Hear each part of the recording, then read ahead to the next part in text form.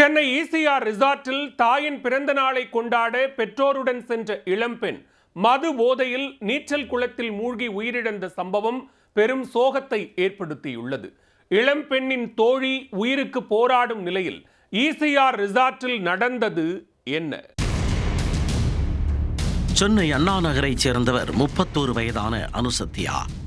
இவர் தனது தாய் பிரேமாவின் பிறந்த நாளை முன்னிட்டு சென்னை ஈசிஆரில் உள்ள ரிசார்ட்டை புக் செய்து தந்தை சீனிவாச ராஜசேகரன், தோழி சைலஜா ஆகியோருடன் அங்கு சென்றுள்ளார். நள்ளிரவு 12 மணிக்கு ரிசார்ட்டில் வைத்து தாய் பிரேமாவிற்கு கேக் வெட்டி கொண்டாடியுள்ளனர். அதே நேரத்தில் இளம்பெண் அனுசத்தியா, அவரது தோழியான சைலஜா இருவரும் மது அருந்தியுள்ளனர்.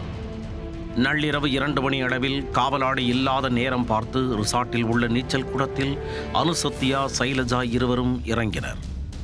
மதுபோதையில் குளத்தில் குடித்தபடி சிரித்து உற்சாகத்தில் மூழ்கினர். அப்பொழுது குளத்தின் ஆழமான பகுதிக்கு சென்றதும் இருவரும் நீரில் மூழ்க ஆரம்பித்தனர். மேலே வர முடியாமல் திணறி ஒரு கட்டத்தில் இருவரும் நீரில் மூழ்கினர். சத்தம் கேட்டு சென்ற அனுசத்தியாவின் தாய், தனது மகளும் அவரது தோழியும் நீச்சல் குளத்தில் போராடி கொண்டிருப்பதை பார்த்து கத்தி கூச்சலிட்டார். அப்போது இரவு பணியில் இருந்த காவலாளியின் மகன் விஜய் நீச்சல் குளத்தில் குதித்து இருவரையும் நீரில் இருந்து மீட்டு மேலே கொண்டு வந்தார். பின்னர் இது குறித்து அருகில் உள்ள கானாத்தூர் காவல் நிலையத்திற்கு தகவல் தெரிவித்தார்.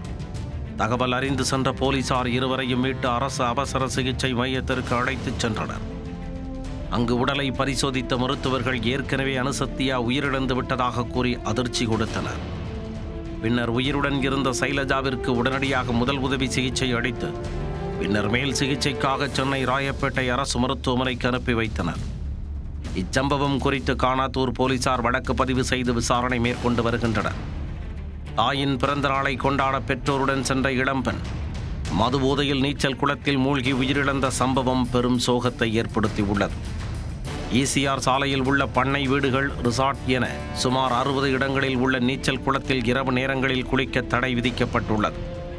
அதை சிறிதும் பொருட்படுத்தாமல் பணம் சம்பாதிக்கும் நோக்கில் பல்வேறு தனியார் ரிசார்ட்டுகளில் மது அருந்திவிட்டு நீச்சல் குளத்தில் குளிக்க அனுமதிக்கப்படுகின்றனர். இதனால் இதுபோன்ற உயிரிழப்புகள் ஏற்படுவதாக குற்றச்சாட்டு எழுந்துள்ளது.